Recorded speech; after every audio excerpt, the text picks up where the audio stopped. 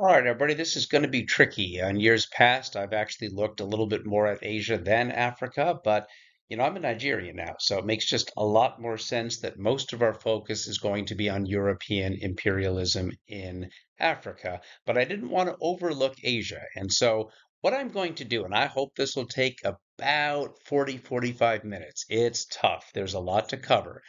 You already on Google Classroom, you have a series of notes that you would be taking. Remember, it's laid out on the left side, the main things that I think you would want to be looking at, and then some of the details you'd put on the right. You don't need to capture every single word, but you do want to capture the essence of it. If you were to come back to these notes in a month and read through your own notes, would you at least have an outline of understanding of what's contained within this video lecture? Certainly makes a lot of sense to avoid stopping and copying every single word, one word at a time.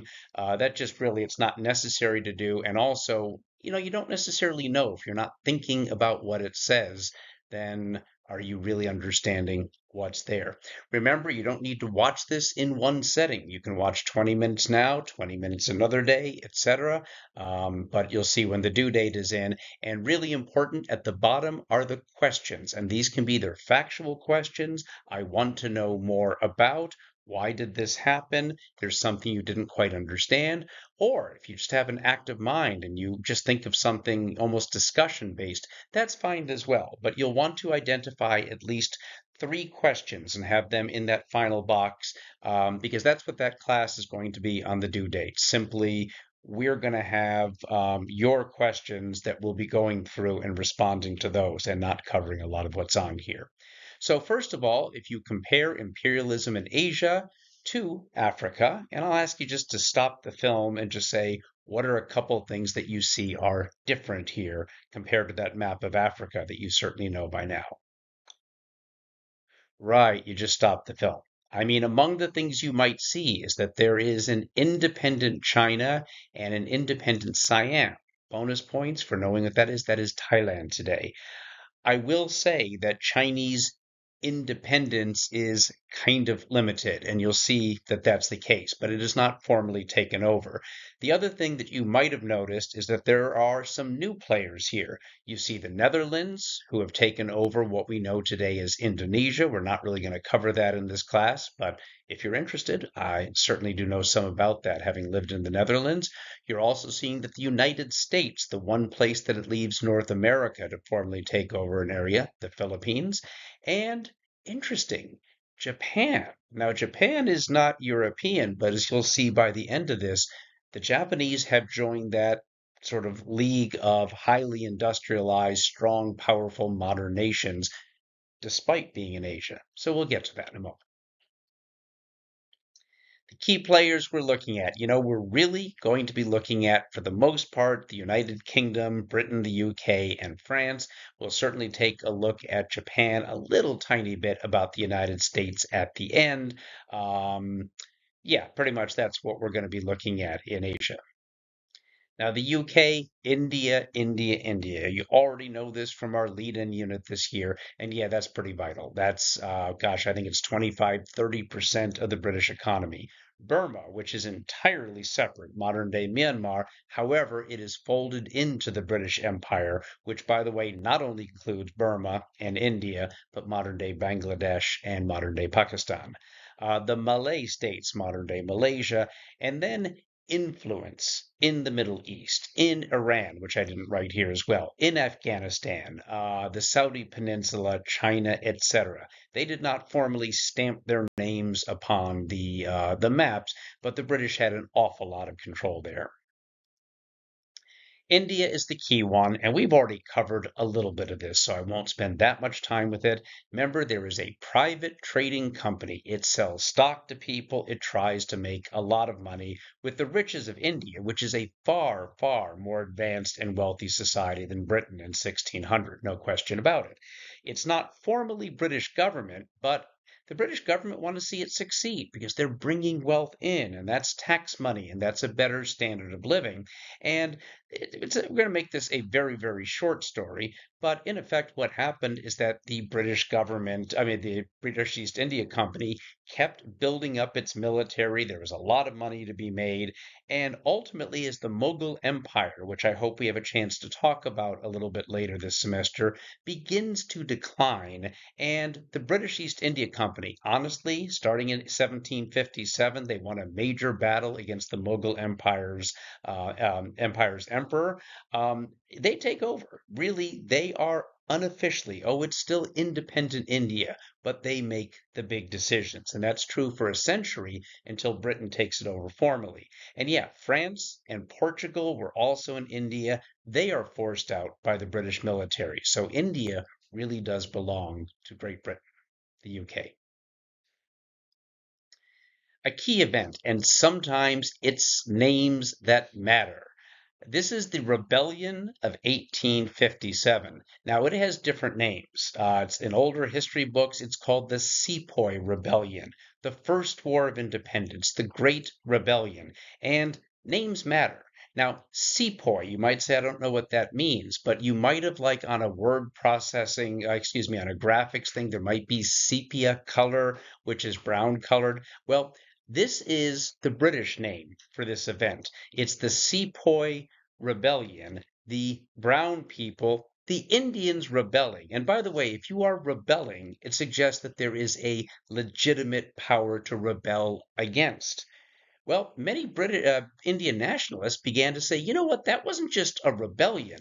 That was the first war of independence. Oh, it took us another 90 years to gain our independence, but that was the first attempt. Others kind of split the difference. They say, well, it was a rebellion. Let's be realistic. England was in control, but it was the Great Rebellion. Now, the story behind it, first of all, if I were to say, oh, there are rumors that animal fat was in the cartridges, the bullets that they were shooting, you'd say, could that really cause a massive rebellion? It's the spark. But you'd have to imagine for a proud culture like India to have the British in control for so long, and some good things happen in India as a result of the British being there, but let's be honest, it was very, very one-sided. So there's lingering unhappiness with the British, and then an event, and this is really fascinating because you have, of course, in India, predominantly, there are other religious groups, but it is largely Hindu and it is secondarily Muslim, and the soldiers were of both. The old bullets that were being used by the British, they existed in these little cartridges, and they would dry out. The gunpowder would dry out, so they had to keep it moist. What was commonly done is it was put in big tubs of animal fat to keep it moist. Now, rumors started spreading around because, by the way, you didn't pull it open, you had to bite it open to be able to use the bullets. Rumors started spreading among Hindu soldiers that this was filled with animal fat. It was coated with this, with cow fat in particular. And cows, of course, it is considered ritually impure for an Indian to ever ingest, even in the mouth, any form of cow. Muslim soldiers began to spread stories, oh no, it's actually pig fat, which of course is ritually impure for Muslims. These rumors spread, it leads to a massive, massive rebellion, not across the entire of India, but it did spread to some parts of it, about 6 months of it, and you know what? The British retaliate. It is brutal. It's like a little like you might see in Israel and Palestine. There's an attack from Hamas that does kill horrifyingly 1,000 people, and 40,000 die as of this speaking. And of course, it's just going to continue to grow. So you see that type of thing. Now, the British government at this point says, look, it's 1857. This trading company, this British East India Company going way back 250 years, it's old fashioned. Tell you what, we'll dissolve the company and Britain takes it over directly. The Mughal Empire, it's gone after 231 years, something like that. I don't remember the exact number. And the British government, we own India. It's a part of the British Empire. Queen Victoria, who was the queen at the time, names herself the Empress of India in 1877. Okay, sadly, my little picture is covering some of this. What I'd like you to do is stop the film and read through this. Should take you not very long, should take you maybe a minute or two. And the key point is, what's the main story here? Again, I'm sorry about my face down at the bottom. I'll see if I can move that. So stop, watch, read, go.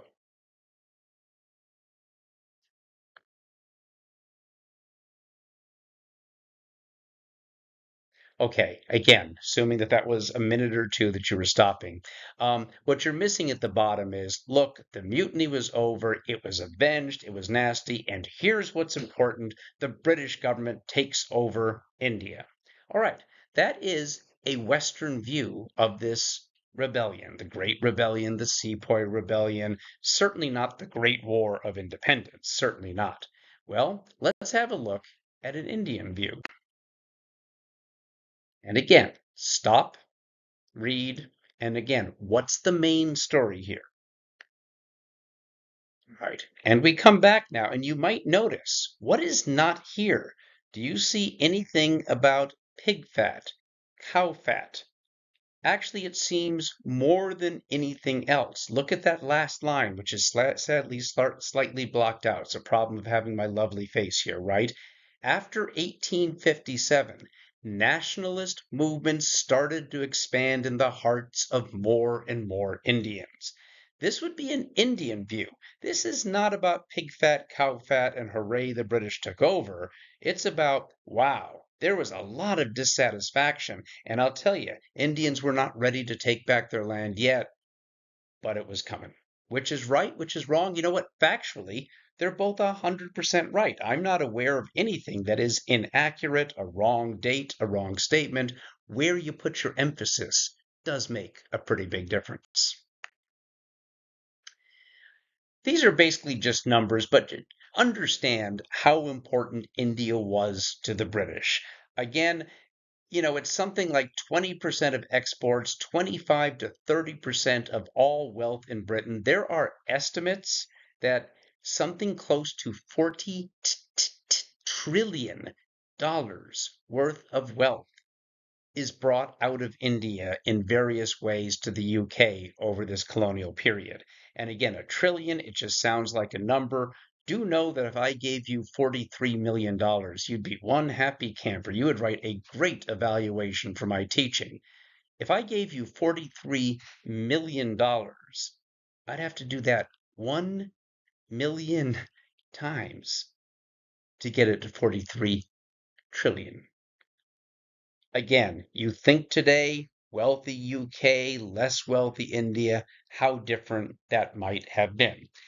Important to note that it is not directly controlled by the British in all areas. There are only, what, quarter of a billion Indians and maybe 100,000 British. Well, they work with the local rulers. They put people on their thrones. They let them live luxurious lifestyles. They get people to collaborate with them. It's in everybody's interest. Do know, and we'll look at this a little bit later in the year, probably during the second semester, the Indian National Congress appears, a group called the Muslim League, which is actually joined with or affiliated with the Indian National Congress. They are not calling for independence at the beginning, but gradually they start to move toward that. And we'll see this in the time of Gandhi next semester.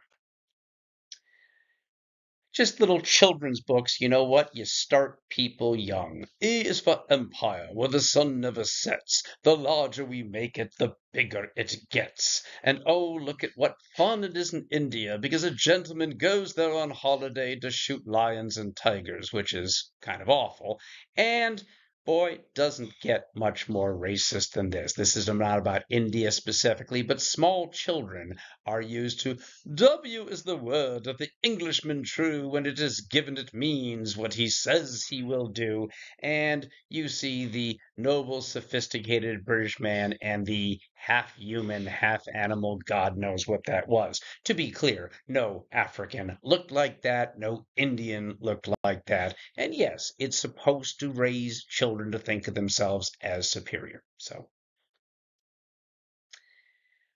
pretty brutal. There is a book called The Late Victorian Holocaust. Mike Davis just died, an historian, died in his 80s, really brought this to light.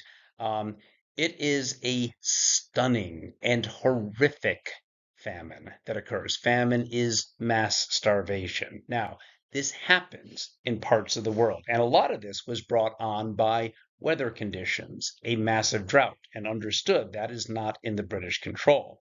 Do know, though, in the 250-year history of the Mughal Empire, there was never a mass famine. The Mughals always kept extra food. When the droughts hit, well, they had to be ready. They had to protect their people.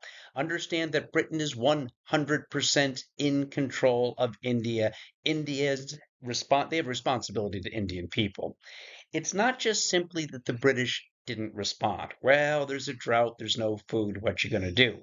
There is plenty of food. The evidence is clear. You might think, gee, if people are starving to death, people you're responsible for, and there is food, you feed them.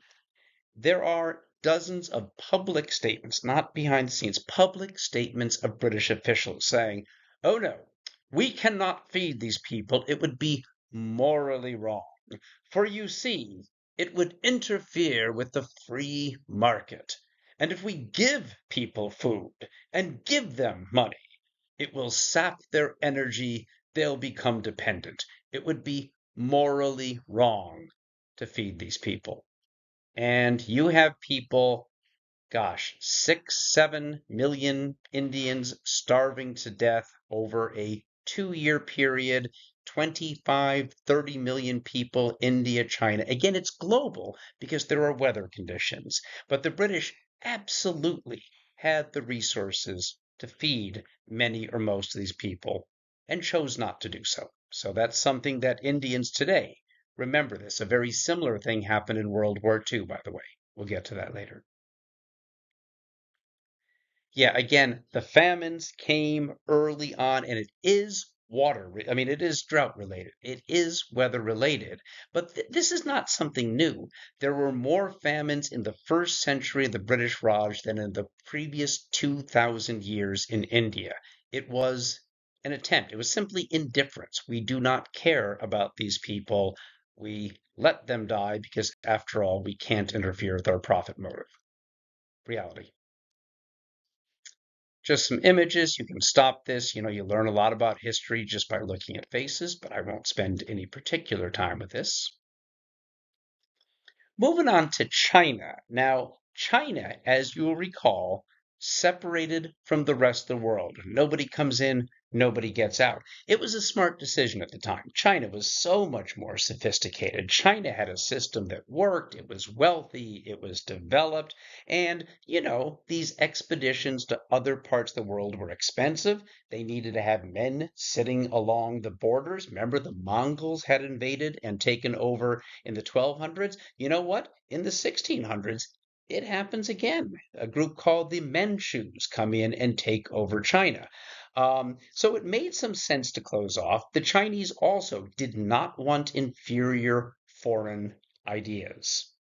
Well, the British, who by the 1790s, they're industrializing. It hasn't really taken off, but they're recognizing we have the ships, we have the weapons, and we have the stuff we want to sell.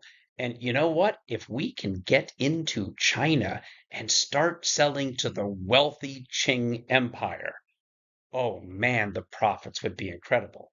So they send the British ambassador, his name is Macaulay, to speak to the court of China, basically to say, hey, we have some great stuff to trade. You have great stuff. Open up your ports. It'll benefit everybody. I'll let you read just that first paragraph or so. As much as you can. Again, my face is in the middle of it. Sorry about that. I don't really know what to do with that. Take a look at the and get a sense of what the Qing emperor's response would be. Was it, oh yes, trade with England, or ew, no way. Stop, read. Okay, I think it's pretty clear that the Chinese emperor's not into it. We'll maybe look this over in class a little bit, but notice he's taken note of the British respectful spirit of submission. And you know what? We've been pretty nice to you guys by giving you gifts and even talking to you at all. You know what? This is how my indulgence, my tolerance of you has been manifested. But as it continues to go on, again, I'm sorry this is blocked off, simply says, you know what? We, our celestial empire, third to bottom line, we possess everything that we want, and we have no use for the stuff made by you outside barbarians. Go away. And really, to simplify in less fancy language, the British say, hey, let's trade more. And the Qian Empire of the Qing Empire says, why on earth would we want to trade with stinky, pathetic, stupid you? What is the point? End of story. But remember, China has grown, it's become wealthier, it's developed in the last 300 years. Britain has started to industrialize and grow and grow and grow and grow. And the British are, nobody knows this yet, industrially, militarily far more advanced because they've had to be, because they've had to fight off the French. They've had to protect their empire, as it were, whereas the Chinese have been isolated. So again, the Qing dynasty, it's actually outsiders. It's not ethnic Chinese, but you know what? China's empire works so beautifully that these Qings, these nomads that live around the periphery of China, they become like the Chinese. They rule China like the China because it works. Again, what's the interest in China? There are 500 million possible paying customers, but Britain has nothing that China wants. They just don't. It's like, except opium, a drug. It's heroin, basically. It is highly addictive, and Britain starts to import it in huge numbers to China. The Chinese government starts to worry about this because Britain is, by the way, growing the opium in India and Burma. That's primarily where the main crops are. And British businessmen want to sell something at a profit. Once somebody is addicted, they don't decide, oh, I think I'll stop. No, they need more. Well, the Qing government of China in 1729 makes it clear this will not happen any longer. Notice timeline. This is about 60 years before the British come in and say, hey, please let us trade more with you. Well, the Qing government, a spokesperson says, opium has a very violent effect. When an addict smokes it, it rapidly makes him extremely excited and capable of doing anything it pleases. Before long, it kills him. Opium is a poison, undermining our good customs and morality. And the Chinese keep saying, Britain, stop doing this. But you'll notice 1715, 15 tons of opium coming from India to China, 5 times as much 60 years later. 50 years later, we are over 1,000 tons of opium and growing. And why? Because it's business, it's money. British merchants make money. Chinese don't want them there. The Chinese government officials are trying to stop them. The British keep bringing it in. So this leads to a series of wars. The Qings in 1839 say, that's it. We have told you no further opium. You are destroying our country. We have tens of millions of addicts. And the Qing government sinks a British ship in the harbor, taking with it a bunch of opium. There's a 3-year war that comes out of this. Now, the Qings could never be defeated by a bunch of island folks. But remember, the Qing military is still fighting like they would have in the 15th, 16th century. They haven't come into contact with the other world.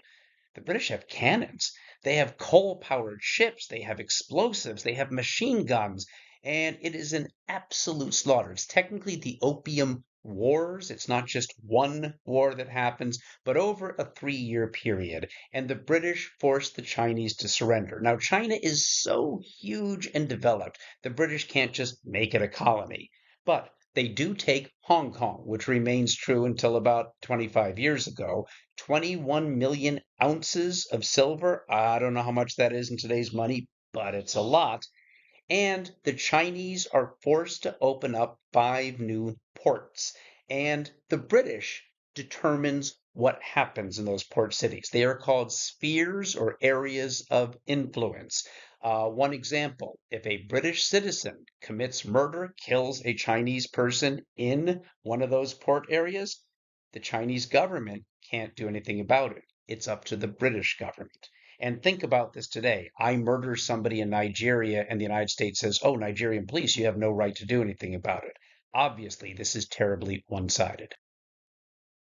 So here is independent China, and it is, the emperor is still there till 1912, but if you look around, you are seeing the area of British influence, French influence, Russian influence, German influence, and one other, Japanese influence. And we're going to get to that in just a moment.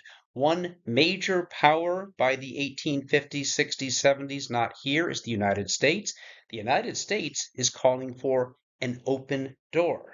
Everybody should be able to trade any place, anywhere. If you think about the Congo Free State and free trade, any country's businesses can come in. That's what the United States wanted for China.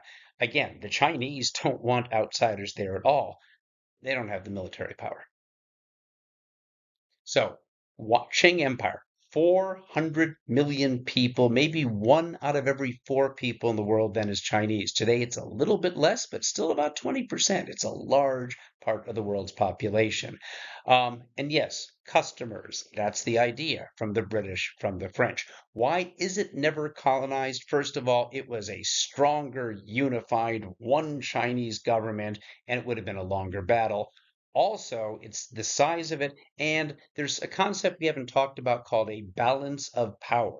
And you know what? You're seeing this as you're starting to think about the Congo Free State. If Britain rushed in and took over the Congo, the French and the Germans and others would feel threatened and might team up against Britain. So the Europeans kind of did a quote unquote gentleman's handshake. None of us will take over China. We'll allow each other in, but it we will all benefit from this. And the Chinese, we're not as concerned about that. And again, the United States wants an open door where there are no specific zones of influence.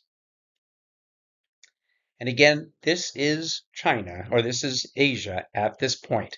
Again, all of this area, what we call the Middle East, is, it's the Russians are there, the French to a small degree, certainly the British, sort of independent, but not so much. The Ottoman empires we've discussed, it's dying by this point. If we're talking 1914, there is no Ottoman Empire 5 years later. So they technically kind of control these areas, but it's really limited to modern day Turkey. Yeah, that's what we're looking at in Asia. Okay, Japan, the exception to the rule. Now, Japan is a strong, stable society in the 1500s, in the 1600s. The Japanese are actually, how could a small island that is overcrowded without resources always be such a powerful entity? Part of it is the Japanese are good at borrowing. Hey, you go back to 1400 years ago, a Japanese emperor sent people over to China saying, wow, that Sui empire that is in China now, they're so powerful, they're so effective, they're so sophisticated. Go over, write down everything that you see, and I'll copy it. You'll notice that Japanese writing to the uninitiated looks kind of like Chinese writing. China has always been an influence for Japan. Now, one thing that China does in the 15th century is close off. Japan follows China by doing the same in the 1640s or so. By the way, they have an all powerful emperor who is sent by the gods or by the god spirit, however you would put it in the Japanese faith.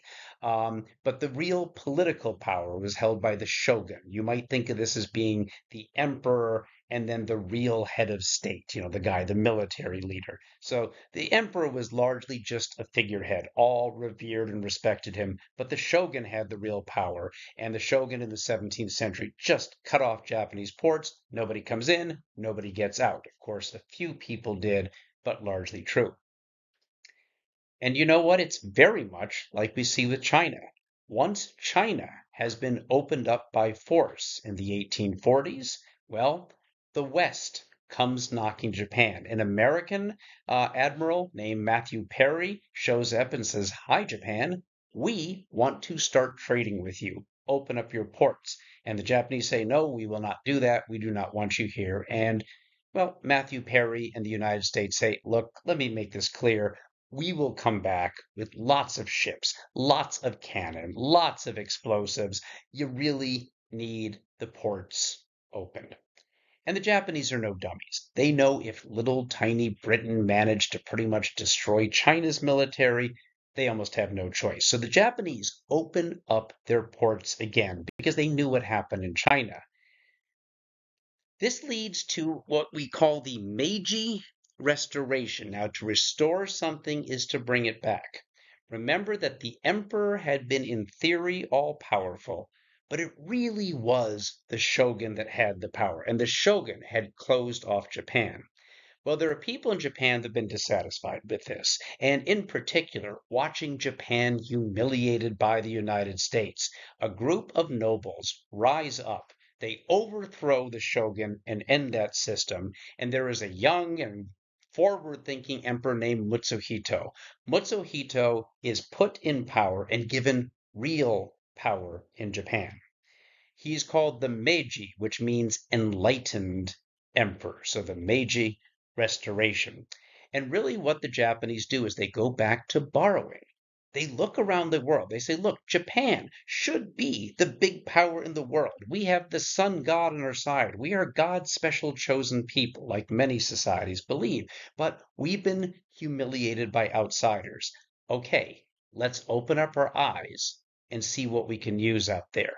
There are powerful countries in the world today. There's this United States, there's the UK, there is Germany, there is Belgium, there is France, there is the Netherlands. What do they all have in common? Well, one thing is they all have some form of democratic government. And so Japan actually does start electing some officials. It's less of a democracy than in Europe or the United States, but there's some idea if you give people a voice in their country, they'll be more committed. But the big thing is industrialization. We in Japan need to modernize and industrialize, and we're going to do it so quickly. And 1868, Japan is no more industrialized than China or any other Asian country. But by 1895, their military is so powerful, they go to war with China and they win. And then, 10 years later, goes to war with Russia, a European power, a white country, and they win. This war, I really need to know more about it, but it is one of it changes the world. It affects us today in this very day because what came out of it.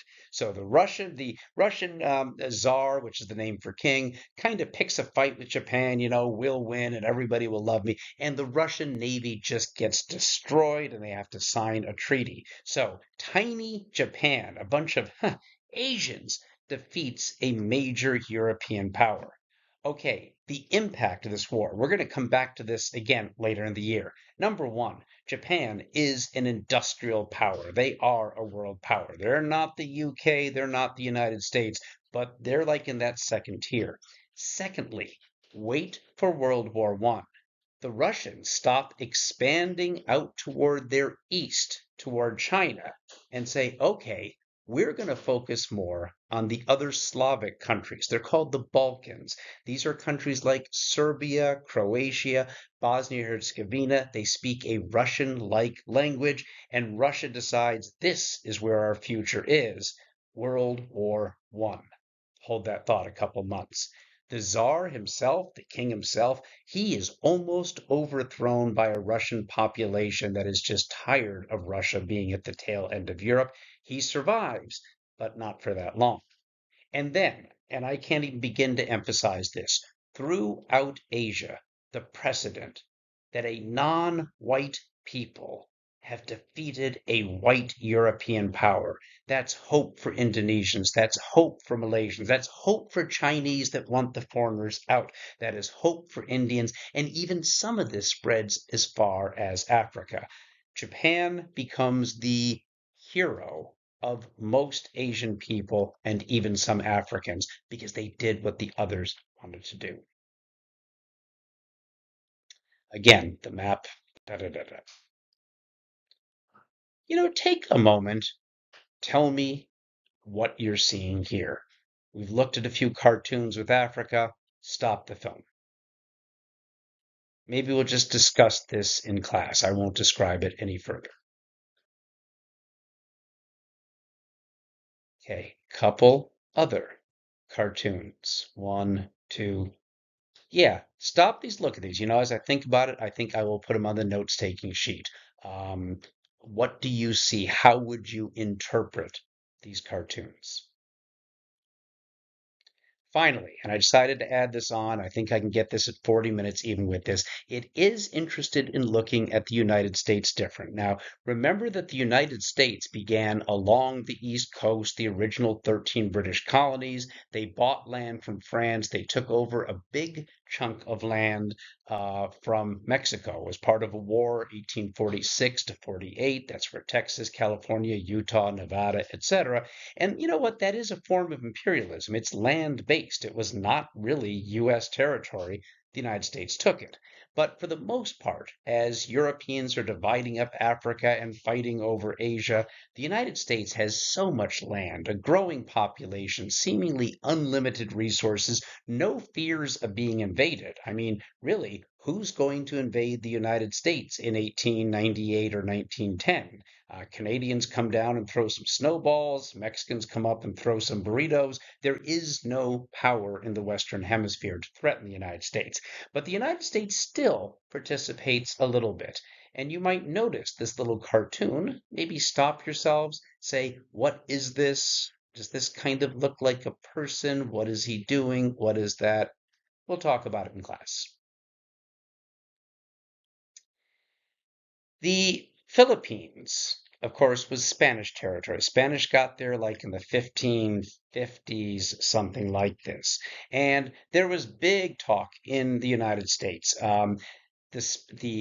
Spain had lost most of its colonies, had lost most of Latin America, had pretty much at this point only the Philippines, Puerto Rico, and Cuba in the Caribbean. Well, the United States had backed a rebellion against the Spanish in Cuba, and in fact had sent in troops. This is called the Spanish-American War, 1898. The United States claimed that it was going in for the good of the poor Cuban people. It had a lot more to do with the sugar and the plantations and etc. The United States won it quickly. Spain was by this point a dying world power, and it wasn't that difficult. Now, if Spain's been defeated, what happens to the Philippines, which is also Spanish territory? The United States had been very clear. We are not here to take over the Philippines. They will get their independence. Emilio Aguinaldo, you will see on the right, kind of a national hero of the Philippines, had supported him. We are here to support him in his drive for Philippine independence. Filipino sets up a government in 1898. We are now a free and independent country called the Philippines.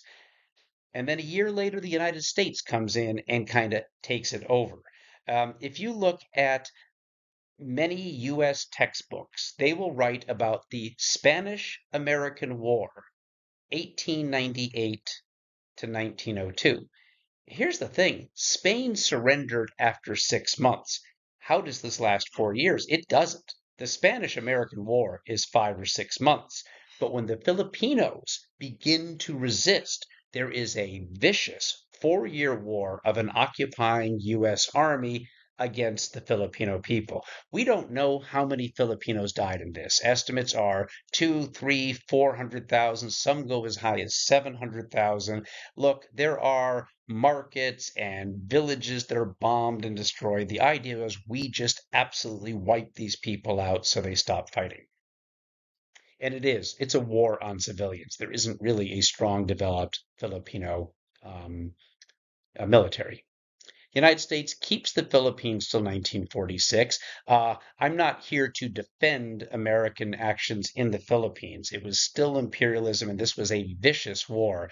It is And I think legitimately argue that maybe of all the imperial controls over countries in Asia and Africa, this might have been the least oppressive, that there was some genuine infrastructure built up within the Philippines.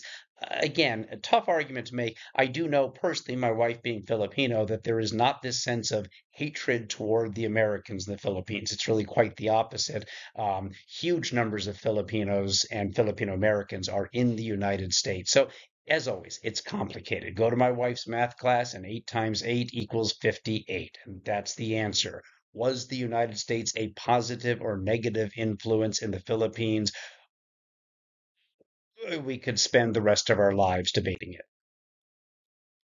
This is President McKinley when it seemed pretty likely the United States was going to go into the Philippines. He said, I speak not of forcible annexation, for that can't be thought of. That, by our code of morality, well, that would be criminal aggression for us to take over the Philippines. And in 1898, the admiral that leads the attack on the Spanish there says, our Constitution does not permit us to expand outside of America. The Filipinos can be sure of their independence. Of course, the same Admiral Dewey, and this is after the war, says, look, I never treated the Filipino leader as an ally, except to assist me in my operations against the Spanish. So there was words for public consumption, and then there was what was really happening. A statement in 1899 when the U.S. troops came in. The supremacy of the United States must and will be enforced throughout every part of the Philippines, and those who resist it can accomplish no other end than their own ruin. And as I said, 300, 200, 400,000 Filipinos killed in that war. Very quickly looking at Latin America. This goes back in history. The bottom line is the Spanish Empire fell apart in the 1820s in Central America and South America. And all these independent states took over. Chile and Argentina and Mexico and Bolivia, and pretty much the map looks like it did today. Now, the United States, who was a growing power, not a dominant power at this point, but they were growing, were concerned. If Spain's been kicked out of Latin America and Central America, Honduras, Nicaragua, Mexico, what's going to stop the British or the French from coming in and taking it over for themselves? The US President James Monroe issued a doctrine, a statement, and it simply says, we, the United States, have a right to stop any European country from coming into the Americas. If they attempt to do this, it means war. Also, and this becomes important with World War II, what happens in Europe is not our business. Now, Latin Americans, South Americans are not consulted. They don't have a voice in this. The British and the French are interested in taking over parts of South America. It's not that the British would lose a war to the United States in the 1850s and 60s. I'll tell you, it would be expensive. It would cause, you know what? It's going to be easier. Leave that part of the world to the United States. We'll focus on Asia and Africa, where there's a less developed force standing up against us. And the United States does stay out of European wars until 1917, but that's coming. The United States pretty much dominates Latin America, largely to this day, but particularly for a long time. De facto means in reality. There's no United States of America stamped on these countries on a map, but the United States is the dominant force. The United States even later, and this is a corollary, is an addition. So you've got the Monroe Doctrine, which says no outside country may interfere in any American state's actions. But the United States goes a step further and says, you know what?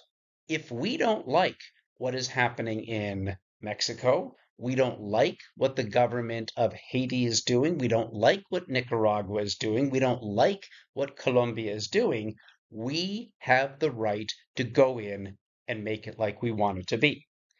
Understood. None of these countries agreed to this under any circumstance. How was the United States able to enforce this? They had more weapons. They had more power. the United States does this. And this is just a quick map, and I believe it's the last slide. Not so bad, 45 minutes. That's really not bad. I